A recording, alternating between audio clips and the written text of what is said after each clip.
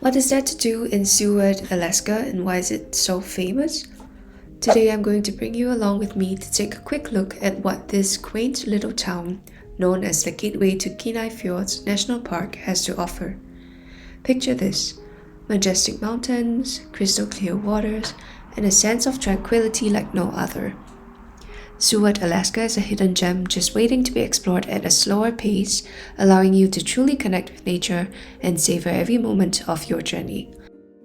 This is definitely one of the most beautiful and wildest places that I have been to so far. While in Seward, there are different things to do, from enjoying the scenery along Resurrection Bay, visiting the Alaska Sea Life Center to learn about marine life, and also other spectacular activities, including kayak tours through the fjords surrounded by mountain ranges. Seward is also known for its world-class wildlife tours that explore the stunning scenery and abundant wildlife of the Kenai Fjords National Park. I visited Alaska during the beginning of summer during the month of May. That's when you experience temperatures between 4 to 17 degrees Celsius with 16 to 24 hours of daylight. Leaves and flowers start to bloom, rivers are beginning to flow, and this period of time is also the best for wildlife viewing.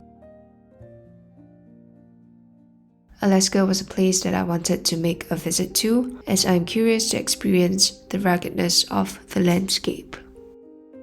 I didn't know much about it, but its vastness and pristine conditions was what attracted me.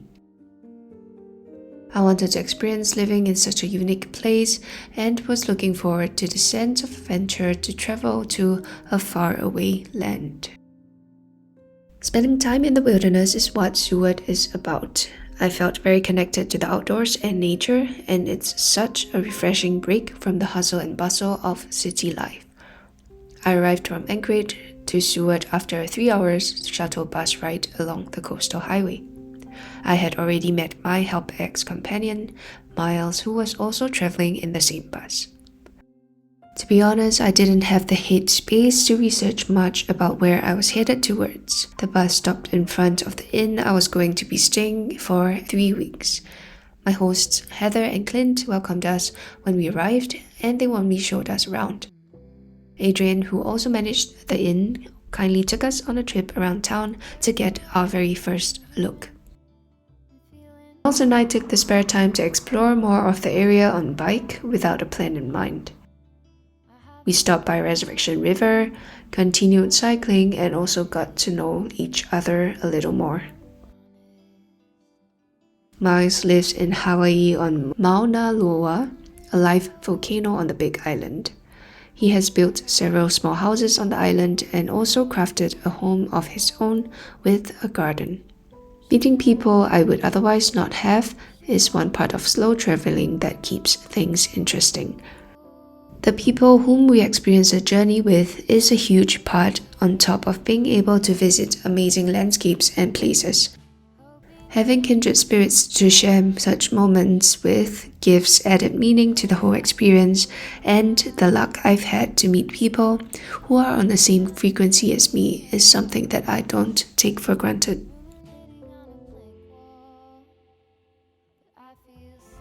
When I left for Seward, I was at a transition point in my life. I had just officially left my first job after completing my master's degree in Singapore.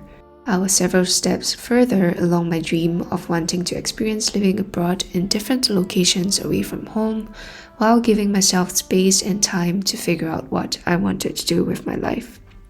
I graduated during Corona in 2020 and started my career as a landscape architect in a rather stable office job. 3 years in, I found myself wanting to seek a different experience in life, to continue learning, and also to take active steps to reconsider and steer my life in a different direction.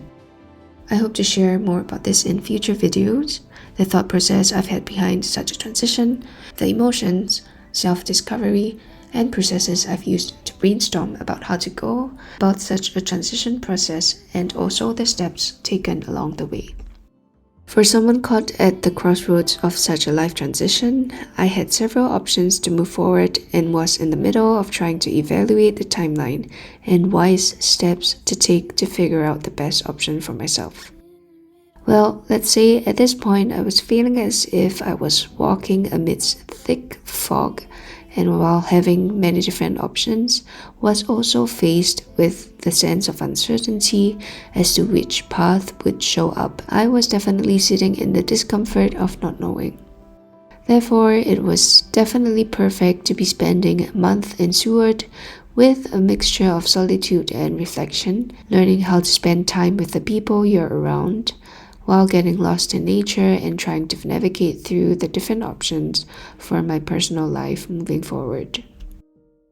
While in Seward, I got the chance to stay in different cabins and huts, see my first sperm whales and orcas, glacier, and also felt like a small speck of dust amidst the majestic nature. What I needed to be content in such a time when time felt like it stood still was the simple company of the kindred spirits I met there, alone time in nature, and also time to explore. It was nice to be able to intentionally disconnect from the world for a while with distance and time away from social media. It was definitely a break I needed to step away from all the decision making and time to seek clarity and to hear my own thoughts and heart desires. I would love to share more in depth about my experiences, so be sure to stick around, watch out for upcoming uploads. Until then, take care, be well, and I'll see you around. Bye!